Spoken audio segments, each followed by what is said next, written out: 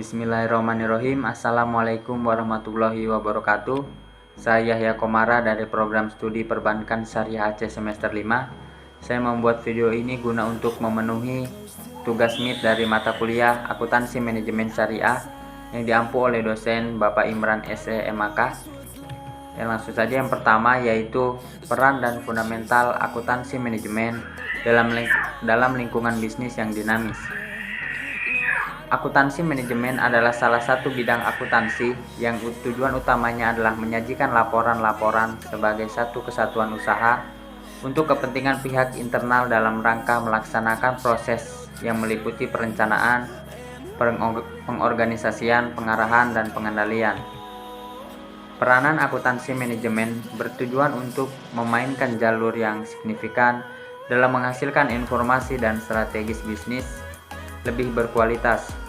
Pelaporan akuntansi manajemen reguler untuk kontrol manajemen, mengevaluasi serta memprioritaskan berbagai proyek peningkatan kualitas akan memberikan informasi penting dalam mengevaluasi peningkatan kinerja laba.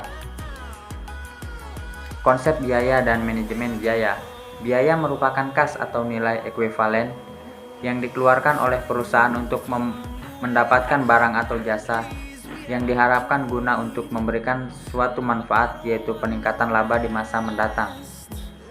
Manajemen biaya adalah sistem yang didesain sedemikian rupa untuk memberikan informasi bagi manajemen organisasi untuk mengidentifikasi berbagai peluang untuk perencanaan strategis, penyempurnaan, dan pembuatan keputusan operasional mengenai pengadaan dan penggunaan sumber daya yang diperlukan oleh organisasi. Cost, volume, dan profit analisis dan perencanaan laba.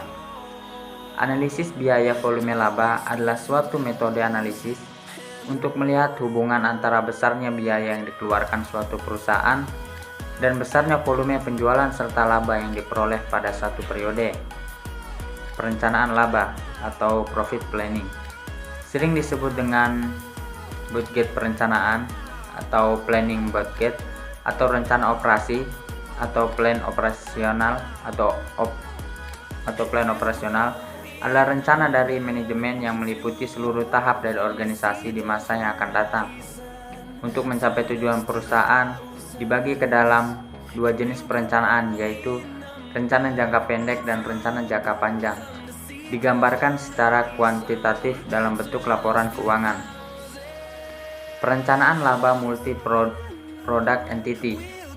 Perencanaan laba merupakan rencana kerja yang telah diperhitungkan dengan cermat, di mana implikasi keuangannya dinyatakan dalam bentuk proyeksi perhitungan rugi laba, neraca, kas, dan modal kerja untuk jangka panjang dan jangka pendek. Perencanaan laba ditunjukkan kepada sasaran akhir organisasi dan bermanfaat sebagai pedoman untuk mempertahankan arah kegiatan yang pasti. Analisis perilaku biaya.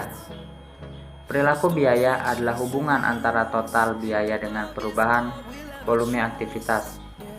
Perilaku biaya merupakan hal yang penting dalam pengambilan keputusan, estimasi biaya di masa yang akan datang, dan evaluasi terhadap pelaksanaan di masa lalu.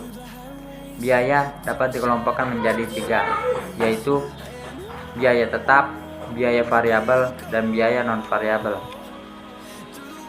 Analisis pengambilan keputusan jangka pendek atau marketing aspek. Dalam pengambilan keputusan jangka pendek, kita perlu perencanaan baik dari sisi pemasaran dan produksi.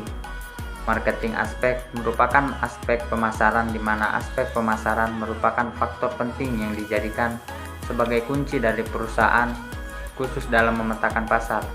Analisis aspek pemasaran dilakukan untuk melihat dan menganalisis kebutuhan pasar agar strategi pemasaran yang akan dirancang sesuai dengan kondisi sebenarnya. Sekian video dari saya, kurang dan lebihnya mohon dimaafkan. Wabillahi taufiq wal hidayah. Wassalamualaikum warahmatullahi wabarakatuh.